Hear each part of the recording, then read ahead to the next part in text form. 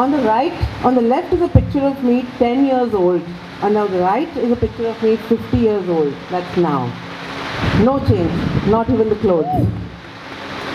If only we realize who we are, love ourselves for who we are and how we are, make sure we focus on living our lives without losing our identity, we will never lose your smile. I always wanted to see things my own way, learn from my own vision and not go by what someone else told me. At the age of 25, I did make some life choices which shocked people. I was not very happy with how it turned out to be. By the time I was 35, I aged and became unfit. Suffered from slip disc at 25, put down lots of weight and lived as a chronic patient for 13 years.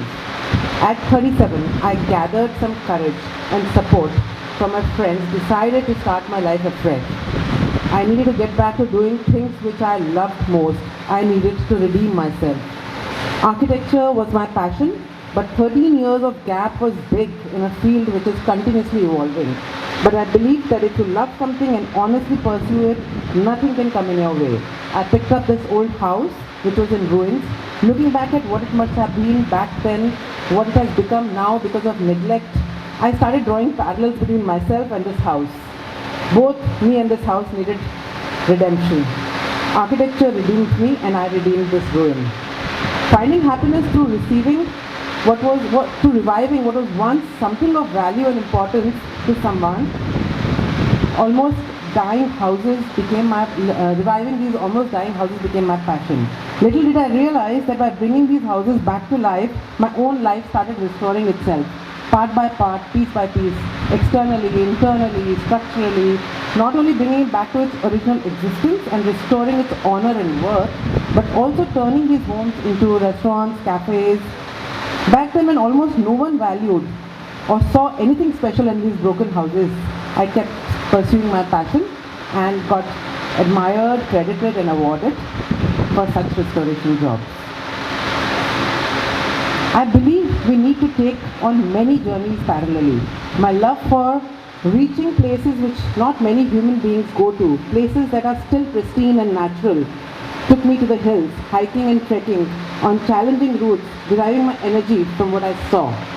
Nature taught me to withstand high altitude, extreme weather, no comforts of home, no toilets, no water, no bathing for days, simple basic meals. I realized that happiness is only a state of mind. When life gives you lemons, you make lemonade.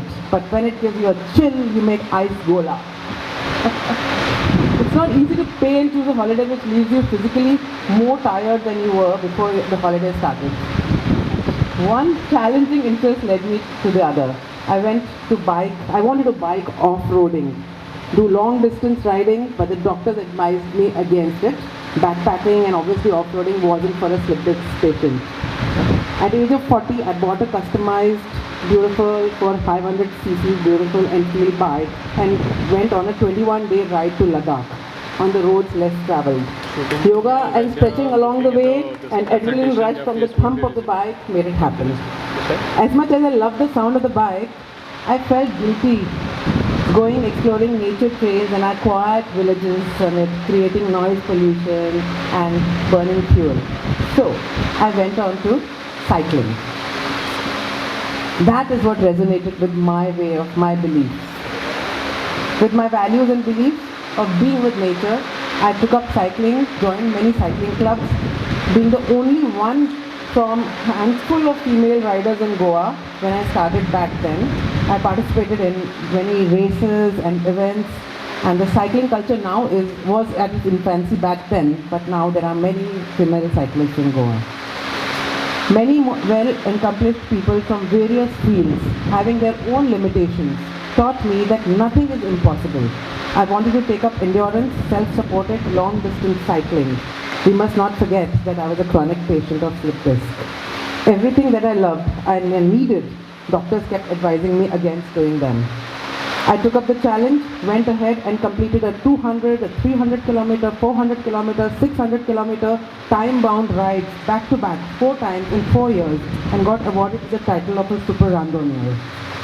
The lessons learned on the tough road, in sun, rain, cold, day, night, national highways, be it anything, you just keep riding, you keep your focus, fixing your own punctures, planning your own nutrition, listening to your own body.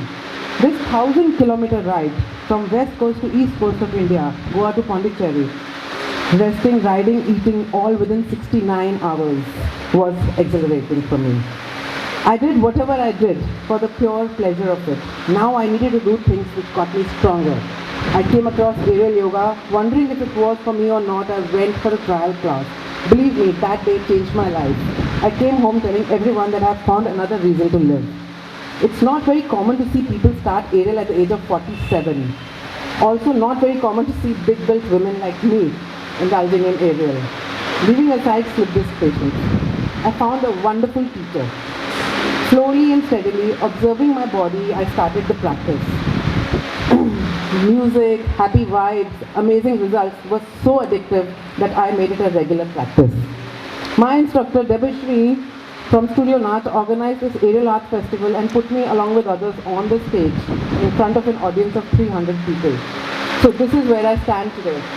Grateful to all my mentors and my teachers, everyone who stood beside me, who have constantly encouraged me and supported me. I wholeheartedly thank Pecha, Kucha too for hosting me. Gratitude to all. Thank you.